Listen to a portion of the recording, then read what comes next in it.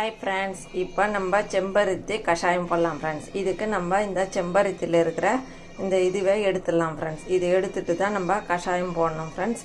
அதுக்கு நம்ம ஒரு டம்ளர் தண்ணி வச்சு நல்லா கொதிக்க வச்சுக்கலாம் ஃப்ரெண்ட்ஸ்.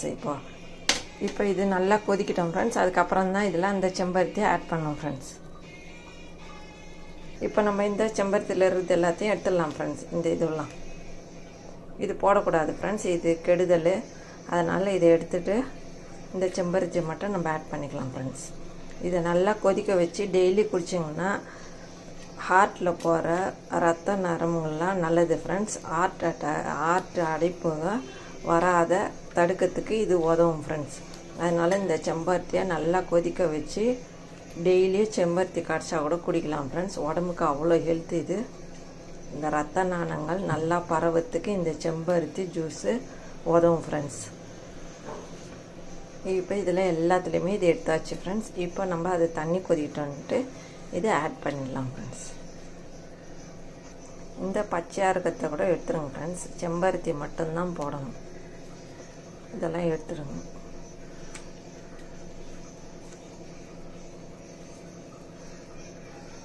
டெய்லியும் செம்பருத்தி காய்ச்சா இந்த கஷாயத்தை போட்டு குடிங்க ஃப்ரெண்ட்ஸ்.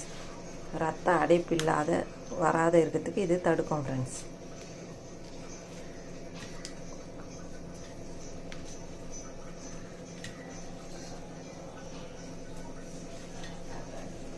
இப்போ இது தண்ணி கொதிச்சிச்சு ஃப்ரெண்ட்ஸ், போட்டுடலாம் ஃப்ரெண்ட்ஸ். இது நல்லா ஒரு 5 நிமிஷம் கொதிக்கிட்டோம் ஃப்ரெண்ட்ஸ். கொதிச்சு இந்த எசன்ஸ் எல்லாம் இந்த தண்ணியில் இறங்கும் ஃப்ரெண்ட்ஸ். இந்த தண்ணியை நல்லா ஃபில்ட்ரு பண்ணி குடிக்கணும் ஃப்ரெண்ட்ஸ். இப்போ இது நல்லா கொதித்து இந்த எசன்ஸ் இறங்கட்டும் ஃப்ரெண்ட்ஸ். இப்போ இதை நல்லா ஒரு கலரி விடுங்க ஃப்ரெண்ட்ஸ். இது நல்லா அந்த தண்ணியில் ஆட் ஆகும். இந்த பாருங்கள், கொதிக்கும் போதே கலர் ஆகுது.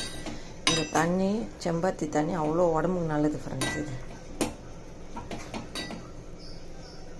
இப்போ பாருங்கள் ஃப்ரெண்ட்ஸ், இந்த தண்ணி கலரு கொதிக்கும் போது இந்த மாதிரி கலராக வரும் செம்பருத்தி. ஹார்ட் வால்வு அடைக்காத இதை தடுக்கும் ஃப்ரெண்ட்ஸ். இப்போ இதை மூடி ஒரு 5 நிமிஷம் விடலாம் ஃப்ரெண்ட்ஸ். நல்லா எசன்ஸ் இறங்கட்டும், அப்புறம் ஃபில்ட்ரு பண்ணிக்கலாம். இப்போ இது நல்லா தண்ணி கொதிச்சு நல்லா இது 10 நிமிஷம் மூடி நல்லா எசன்ஸ்லாம் இறங்கிச்சு ஃப்ரெண்ட்ஸ். இப்போ இதை ஃபில்ட்ரு பண்ணிடலாம் ஃப்ரெண்ட்ஸ்.